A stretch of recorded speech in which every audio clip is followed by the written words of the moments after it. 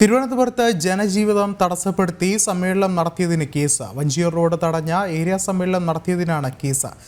CPM പാളയം area സമ്മേളനത്തിലാണ് road തടഞ്ഞുകൊണ്ട് stage കെട്ടിയത്. പ്രശാന്ത് ശങ്കരമംഗലത്ത് ചേർന്നുണ്ട്. പ്രശാന്ത്, എന്താണ് ഏറ്റവും പുതിയ വിവരങ്ങൾ? വിഷ്ണു, വഞ്ചിയൂർ പോലീസാണ് സ്വമേധയാ കേസെടുത്തിരിക്കുന്നത്. കണ്ടറിയാവുന്ന 500 പേർക്കെതിരെയാണ് കേസ്. അനധികൃതമായി സംഘം ചേരൽ, ഗതാഗത തടസ്സം സൃഷ്ടിക്കൽ, പോലീസിനോട് അപമര്യാദയായി പെരുമാറൽ തുടങ്ങിയ വകുപ്പുകൾ ചുമത്തിയാണ് ഇപ്പോൾ കേസെടുത്തിരിക്കുന്നത്. വലിയ വിവാദമായിരുന്നു ഈ പാളയം ഏരിയ സമ്മേളനത്തോടനുബന്ധിച്ചിട്ട് ഈ സ്റ്റേജ് നിർമ്മാണം നടത്തിയത്. വഞ്ചിയൂർ പോലീസ് സ്റ്റേഷന് സമീപത്തായാണ് സ്റ്റേജ് നിർമ്മാണം നടത്തിയത്.